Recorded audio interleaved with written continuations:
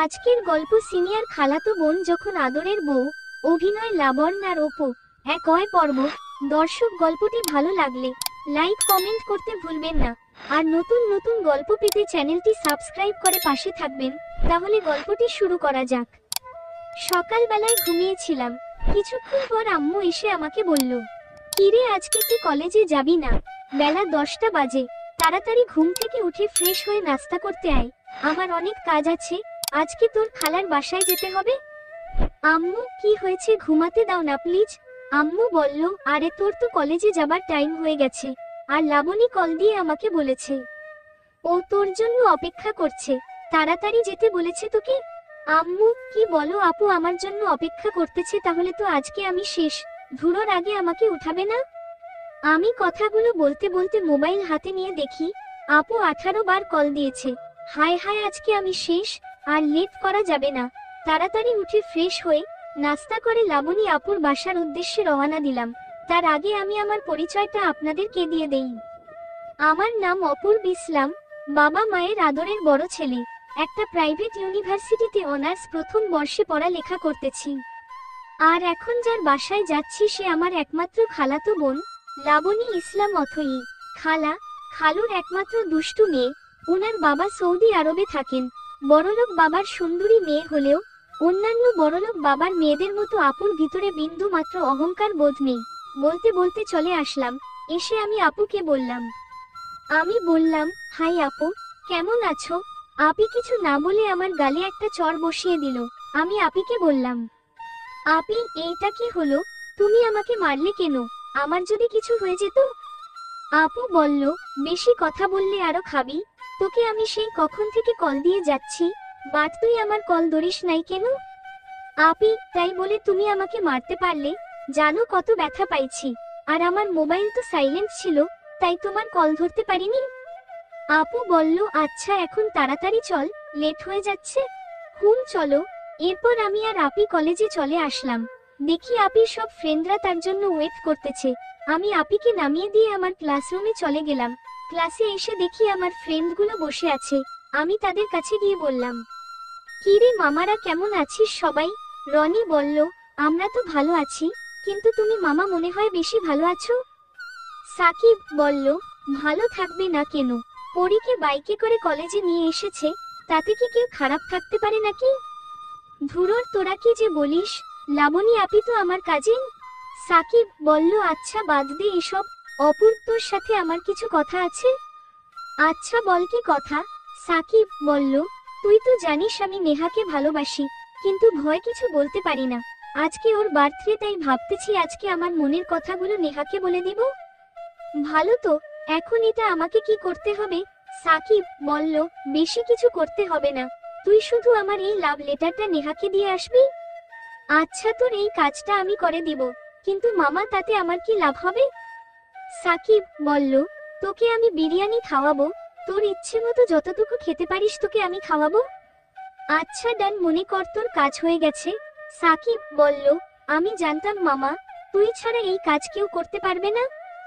আমি বললাম, আচ্ছা এখন আমাকে এটা বল, নেহা এখন কোথায়? সাকিব বলল, নেহা তো মাঠে গাছের নিচে বসে আছে। আমি বললাম, তোরা দাঁড়া, আমি যাব আর আসবো। রনি বলল, অপূর্ব দেখিস তোর কানের নিচে যেন আবার দুইটা না দেয়। আরে শালা, ভালো কিছু বলতে পারিস না? এই বলে তাদের কাছ থেকে বিদায় নিয়ে নেহার কাছে গেলাম সাকিবের লাভ লেটার নিয়ে। তারপর আমি নেহাকে বললাম, হাই নেহা, কেমন আছো? নেহা বলল, আমি ভালো আছি, তুমি কেমন আছো? আর হ্যাঁ, আজকে হঠাৎ কি মনে করে আমার সাথে কথা বলতে আসছো? কেন, আমি কি তোমার সাথে কথা বলতে তোমার কাছে আসতে পারি না? নেহা বলল, হুমম আসতে পারবে না কেন? বাট এমনিতে তো ডাকলেও আসো না, তাই বলেছি হঠাৎ কি মনে করে এসেছো? আসলে তোমার সাথে আমার কিছু কথা আছে, তুমি কি এখন ফ্রি আছো? নেহা বলল, হুমম কি বলবে বলো। আমি বললাম, আচ্ছা তুমি কি সিঙ্গেল? নেহা, মানে না, মানে তুমি কি কাউকে ভালোবাসো? নেহা বলল, আগে বলো তুমি কেন এসব জানতে চাও? আমি বললাম, আমি সবকিছু বলবো, আগে আমার কথার উত্তর দাও। নেহা বলল, না আমার জীবনে তেমন কেউ নেই। আমি বললাম, তাহলে এটা নাও, চিঠিটা এগিয়ে দিয়ে নেহা বলল, এটা কি? আমি বললাম, এটা লাভ লেটার। নেহা, ও আচ্ছা, তাহলে এই কথা। আচ্ছা, তুমি আমাকে পড়ে শোনাও। আমি বললাম, তুমি বাসায় গিয়ে পড়ে নিও কেমন?